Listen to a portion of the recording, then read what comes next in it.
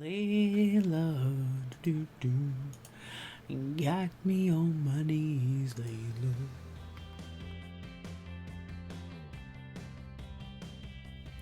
Hi everybody, welcome back to my channel. Today I'm going to do another anticipated reads video. Anticipated as in these books are coming out soon and they all sound very interesting, but I probably won't buy them because I can't afford to right now. But hopefully me telling you about them make them anticipated to you as well. And maybe you can buy them and then read them and then tell me how they are. And then I'll know, or something like that. This will be my fourth round of anticipated releases in 2020. And I think that 4 is a really great number to end with. That said, will this get us through the end of the year? Your guess is as good as mine. Yes, the books that I list in this video go from September to December of 2020, but it's only the 1st of August, and there could be a whole bunch of things still unannounced. Gems, hidden gems of books still unannounced that have not yet hit my radar, and I might need to pop in before the end of the year. You never know. I've already started my list for 2021, but I'm not going to get into that today. We'll save the 2021 stuff for December. There's about 20 books on this list, so let's get started. The first book comes out on September 1st. It is A Rogue of One's Own. This is by Evie Dunmore. This is the second book in a series that I haven't even begun. The first book, Bringing Down the Duke, was offered as a Book of the Month pick. I do have it on my shelves. These are historical romances. The series is called A League of Extraordinary Women, and they deal with the women's suffrage movement in the UK. I'm very interested. I just haven't had a chance to start the series yet. Book 2, A Rogue of One's Own, is about Lucy, who has made a lot of progress towards her goals in this suffrage movement, but she's about this far away from achieving her ultimate goal, and there's only one thing standing in the way, and that would be Lord Valentine.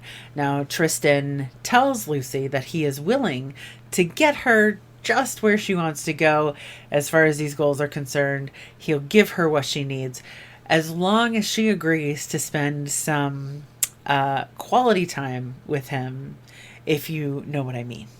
I would say that A Rogue of One's Own will also be offered in the Book of the Month Club, but don't quote me on that. I hope that this follow-up is as good to everyone as the first, Bringing Down the Duke, was. Next, on September 15th, is a book called Broken. This is by John Rector. He's the author of a book called The Ridge, but I've never heard of him. But this book is the story of Maggie, who returns or travels to this former touristy boardwalk kind of town that's starting to become a little bit run down. She's there to identify the body of her twin sister, and her twin sister's husband is currently imprisoned on suspicion of murder. He has an abusive past, and so he's the number one suspect. It is presumed that he is guilty.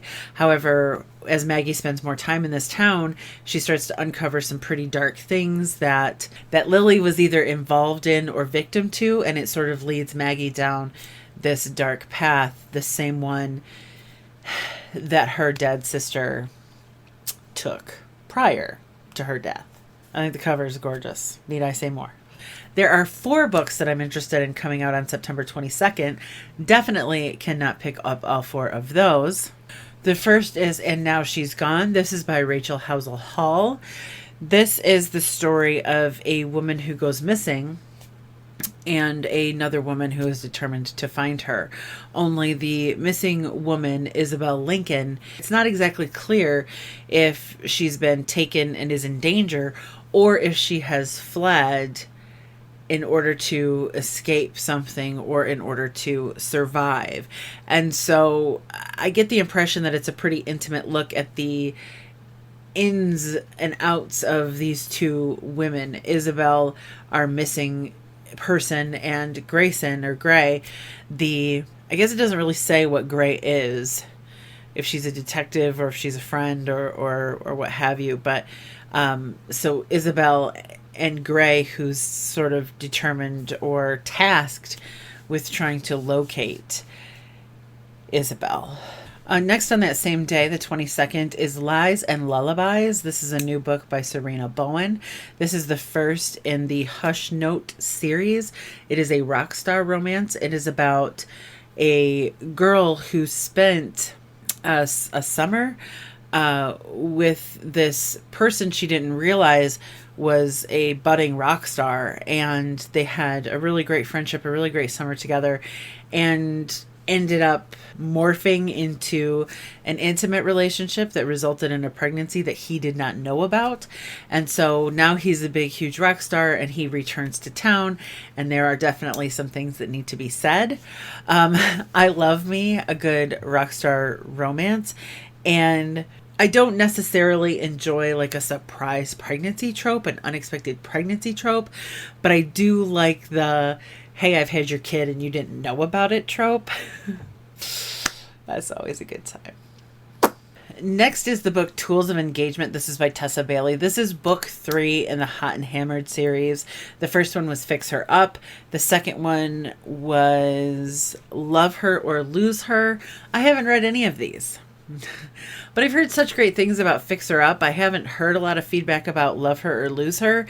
And if you'll recall, I just recently talked about Tessa Bailey because I picked up 2 of her self-pubbed romances that are about vampires. So just going off of great things that I've heard, and these books always sound pretty cute. They always have something to do with construction or renovation. Tools of Engagement specifically is about 2 enemies that team up in order to flip a house. And I am an HGTV fanatic. Let me tell you, I don't watch a ton of it. I don't watch a ton of TV. And the TV that I do watch, unfortunately, happens to be of the Disney Pixar variety. Lots of cartoons going on in this house. So unfortunately, me and HGTV have taken a little bit of a break. But I love this kind of dynamic, this house flipping.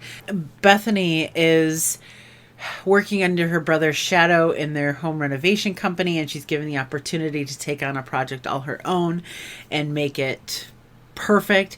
Her brother doesn't take her very seriously, but there is a member of her brother's crew that's willing to jump his ship and join hers in order to see this project through. The unfortunate part is they can't stand each other. So this is an enemies to lovers trope. And I'm pretty sure that all 3 of these were, unless I'm completely misremembering it, which is completely possible. And finally, on September 22nd is the book called Well Played. This is also a follow-up to the Book of the Month offering in romance called Well Met. These are romances that deal with a Renaissance fair, and so they have kind of like a historical vibe, but they're definitely not their contemporary. Great things said about Well Met. Again, I did not read it, by Jen DeLuca. So, Well Played. I'm slightly confused by the synopsis, but I'm sure it's just me. But this is the story of Stacy, who is friends with our heroine from the first book. But she's removed. She's taking care of her mother, I believe, in a different town. And so she's excited to get back at next year's fair, Renaissance fair, to be at the wedding and stuff like that. And she's thinking, maybe she can cook up some sort of romance while she's there, her own happy ending. And so she starts receiving these emails from who she presumes to be a guy named Dex, who she knows of and who is kind of attractive, but not really, there's not a lot of chemistry there. But they end up exchanging a lot of emails, and she ends up sort of falling for him, only to get back to town and realize that the person that she's been falling for via email is not the person that she thought that it was. It's actually a stranger. If I'm interpreting the synopsis correctly. I also love letters, emails, mistaken identity kind of thing in romance. Like all of those ingredients mixed together and usually end up with something delicious. Kind of like a You've Got Mail sort of thing.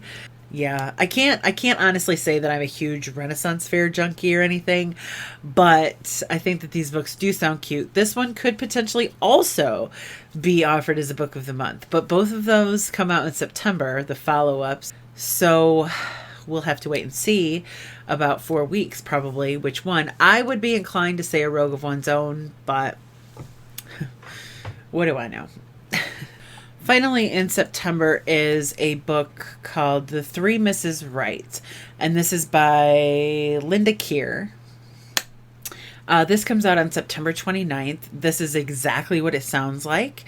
This is about three women who are all in relationships with these seemingly great men and come to find out those men are actually the same person. So these three women are all in committed relationships with the same guy.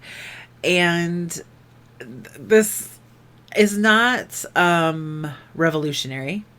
You know, there's a lot of books out there about women who realize that they're in exclusive relationships with the same person.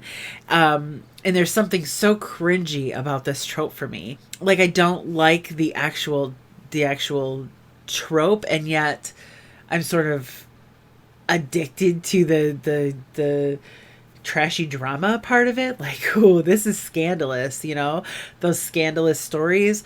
I'm there for those. So again, this one comes out on September 29th.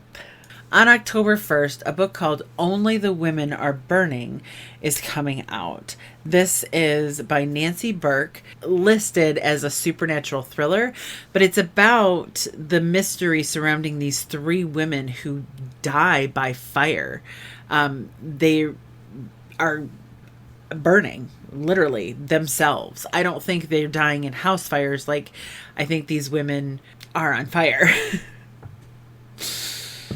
Oh gosh, you know what I mean. Maybe they're spontaneously combusting. I'm not entirely sure. It does say that it's part science fiction, but it's about uncovering what has caused these three women's deaths and what, if anything, these three women in particular had in common. It says that Only the Women Are Burning asks important questions about women in contemporary suburban lives. So there's something that seems like me reading this or me anticipating this book is a little bit uncharacteristic, but at the same time, like, I think it sounds really interesting and I'm really intrigued. And to hear that it's, you know, supernatural thriller meets science fiction meets mystery, I'm just really intrigued by this one. Talk about tropes that I love. The amnesia trope. So on October 6th, the book Forgetting You by L.A. Casey is coming out. This is the story of a woman who suffers an injury leading to the loss of her short-term memory storage, or whatever the medical term for that is. She got amnesia. She wakes up, she can't remember what has happened in the last several years. She thinks she is very much in love with her boyfriend, Elliot, but her boyfriend, Elliot, broke up with her 5 years ago, and she's actually married to another man that she doesn't remember at all. The husband's name is Anderson, the ex-boyfriend's name is Elliot, and our protagonist's name is Noah. And L.A. Casey wrote another book, Until Harry? Yes, that I read, Until Harry. And I don't remember a ton about that book, but I remember it being very emotionally rich. It was rich emotionally. You know, sure, it was kind of a romance at its core, but there were other relationships in it that were equally as important to the protagonist. And I remember really liking it. I just don't remember a ton about it. I think it was about a woman who has to return to town because of the death of her uncle Harry. So the relationship between her and Harry is super important to the story. And so Forgetting You, I'm intrigued because I did enjoy Until Harry. And of course, you know, that amnesia trope. It's always a really angsty, uncomfortable, awkward time when you wake up and you don't remember your husband, but you think you're in love with an ex, and how awful. I think I mentioned lately that I've been craving some angst. Also on October 6th, a book is coming out called The Hollow Places. This is by T. Kingfisher. T. Kingfisher is the author of a horror novel called The Twisted Ones that has hit my radar in the past, but I don't believe that I've read it. But this is about a woman who is recently divorced and moves back home and ends up finding this secret passage in her uncle's home that actually houses this portal to these countless alternate universes or alternate realities. Some of those are populated with really awful, scary creatures. The creatures seem to hear thoughts, and the more one fears them, the stronger they become. So totally creepy. I'm pretty sure this is the only horror novel on this list. So it just sounds absolutely spooky. I think what's drawing me to this, because I'm not a huge creature horror fan, but I think that there's this mythical and sort of childhood fantasy feeling about this book. I just think it sounds pretty interesting. I lied about 2 books on the 6th because there's actually 3 books on the 6th. I'm referencing, by the way, my Amazon wish list, which is under Snyder B Books. I'll leave it linked in the description box below. Not because I want you guys to buy me anything, but because this is where I keep track of the anticipated reads that I come across that I want to remember to talk to you about. So they're all in here quickly to reference. Instead of me posting links to each book, I can just post a link to this wish list and you'll be able to see the books that I'm talking about. So October 6th, also a book called The Devil and the Dark Water. This is the follow-up to The 7 Deaths of Evelyn Hardcastle by Stuart Turton. Not related stories, but just his second book. This is really interesting because this is about a murder mystery that takes place on a ship in 1634. And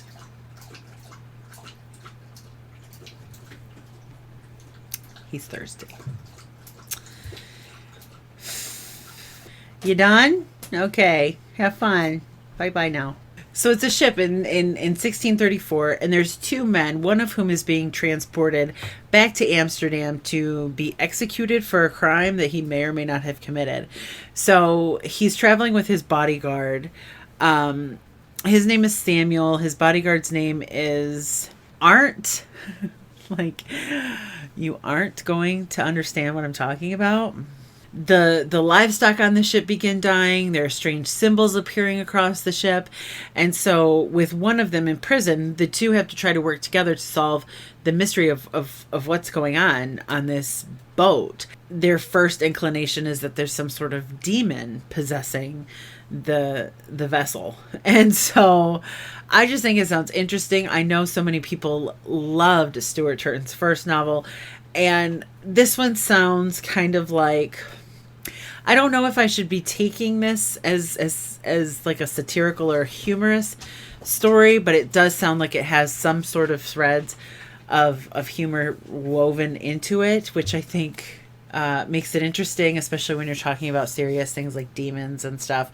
Is it historical? Yes, it is historical. Is that gonna stop me?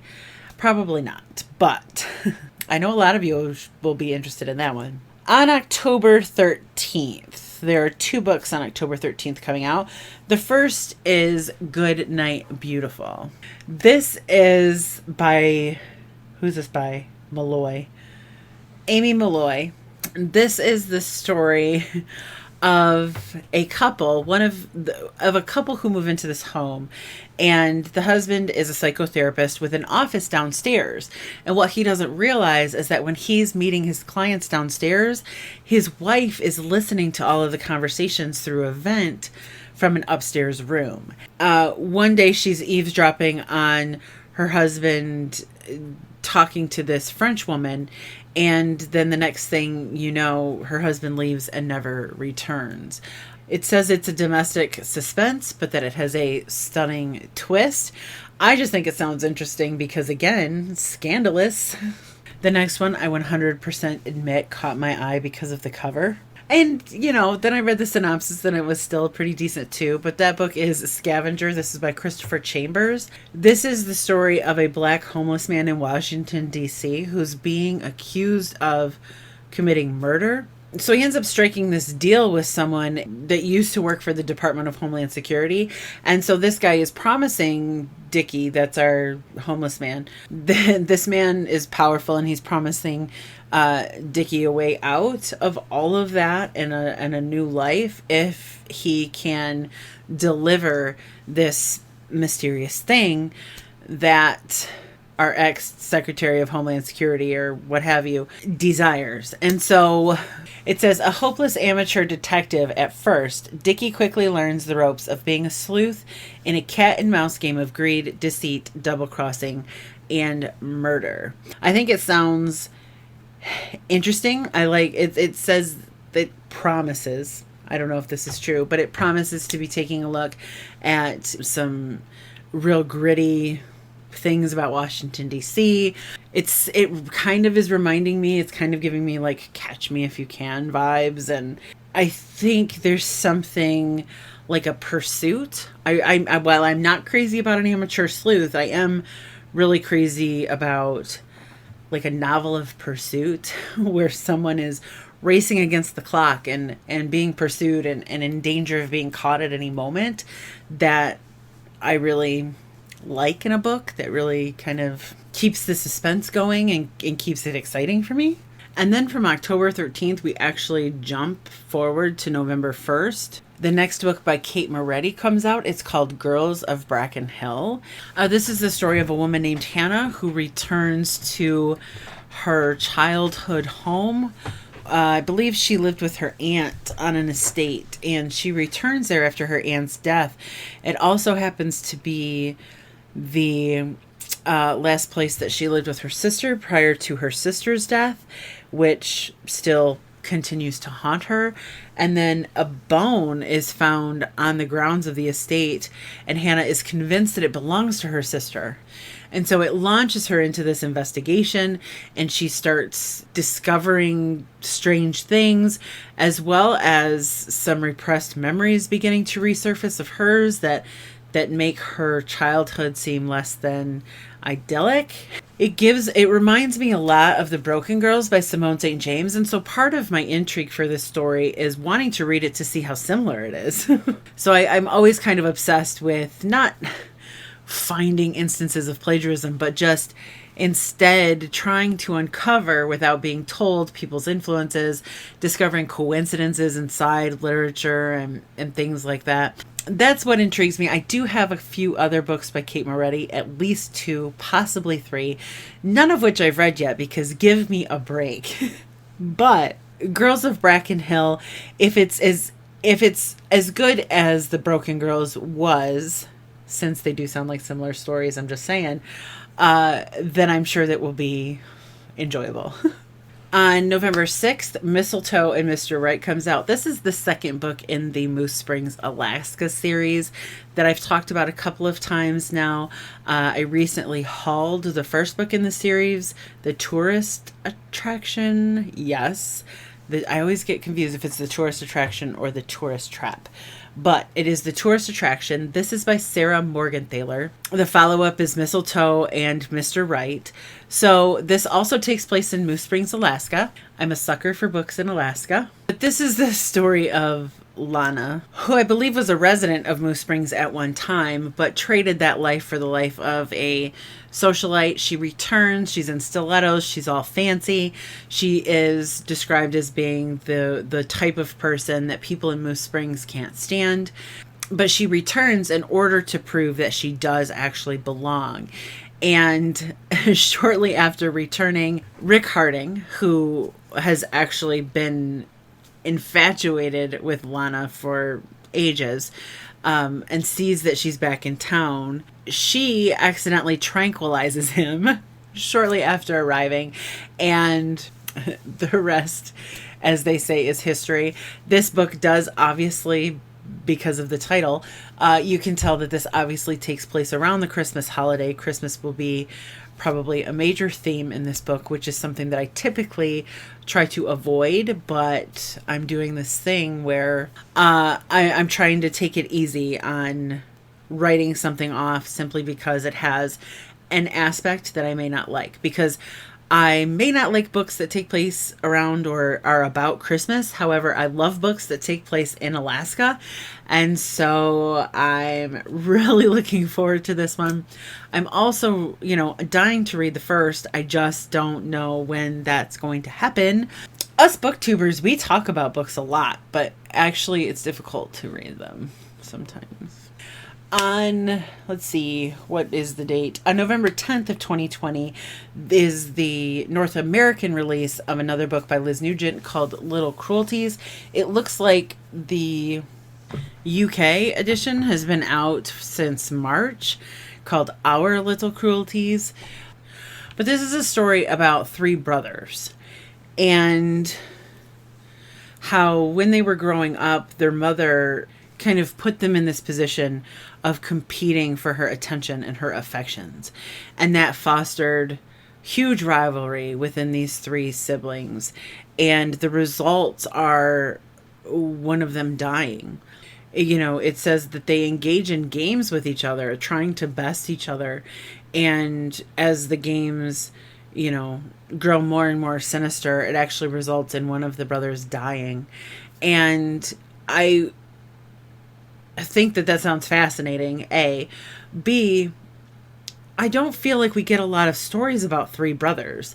I feel like stories about siblings, or friend groups, etc. I mean, they all seem to hinge on one woman's relationship to another is dramatic and scandalous and full of and worthy of some sort of story. I think that it's about time that a domestic thriller or a psychological thriller be centered around maybe men not acting right. And hopefully I like the book as well. I can't say that it's rated well, the UK release having been out since March of 2020. I don't know. I hold out hope. A lot of people like Liz Nugent, and so I'm hopeful. That's what I'm going to say. I'm hopeful. And then on November 24th is the controversial release of Ready Player 2, the follow-up to Ready Player 1 by Ernest Cline. So there's nothing actually being said about the actual content of this story that I can find. Granted, I'm not scouring every square inch of the internet looking for stuff. I'm looking on Goodreads and on Amazon. I mean, what do you really need to be told about it? It's a follow-up to Ready Player 1, and Ready Player 1 speaks for itself, whether it speaks positively or negatively to you. Beloved by some and hated by others. And I'm in the camp that I love it. I am not looking at Ready Player 1 as any sort of groundbreaking social commentary on anything important. I'm looking at Ready Player 1 as honestly super entertaining, a throwback to some of the best points and memories in my life in the 80s, and then also video game culture, which I've openly been a part of or been a part of and openly share that with you guys. So I get it. I get that it doesn't do things perfectly, and I get that Ernest Cline is not a perfect person. That said, I think that as readers and as booktubers, if we're sitting around waiting for the perfect person to write a book, we're going to find ourselves with nothing to read. I'm looking forward to the release of Ready Player 2, even though I have absolutely no idea what this book is going to be about. If it's even a quarter as entertaining as Ready Player 1 was, then I'm going to have a decent enough time with it. Let me know. Let me know which side of the fence you're on. Are you an anti-Ready Player 1, 2 book person, or a pro Ready Player 1, 2 book person? I'm no judgment for me either way. Finally, on to December. There are 3 books that I'm interested in coming out on December 1st. First, I'm so excited to see A.R. Torre releasing another thriller. So A.R. Torre is the pseudonym of Alessandra Torre, who writes erotic romance. A.R. Torre's first erotic thriller release was the Deanna Madden series that began with The Girl in 6E. Loved it. And I'm hoping that Every Last Secret will turn out to be as delicious as the girl in 6E was. So this is the story of a perfect couple living in a perfect town, Kat and William. And then one day, Nina and her husband move in next door. And where Kat is glamorous, Nina is very ordinary, and sees the fact that her and her husband have moved to this town as a step in the right direction. But she's still very, very envious of the lives of those around her and of reaching a certain social status. And so she sets her eyes on Kat's husband, William. Everything that her husband is not, William seems to be. And her infatuation grows into obsession. To get close to William, she actually befriends Kat. And while she's overcome with jealousy for Kat's life, Kat is actually kind of jealous of Nina's life. Here we go. It's a domestic or psychological thriller based around the relationship between two women and the drama that ensues therein.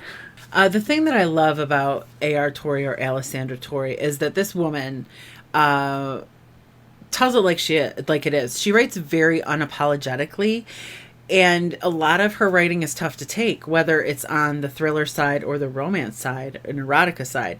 A lot of her writing is tough to swallow. Her characters tend to be unlikable or morally ambiguous, or, you know, Alessandra Torre writes them without any shame, without, you know, making no apologies for her characters in any regard.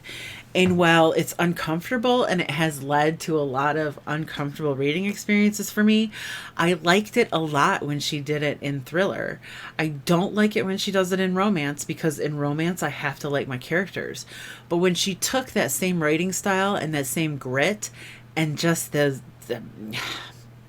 same amount of balls, I don't know what else to say about it. When she took that and charged her way into the thriller genre, it just worked for me. It worked for me a lot.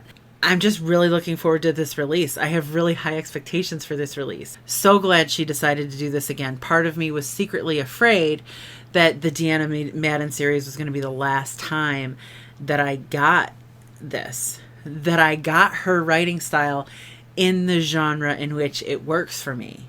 Also on December 1st is the book called The Arctic Fury. This is by Greer Macallister.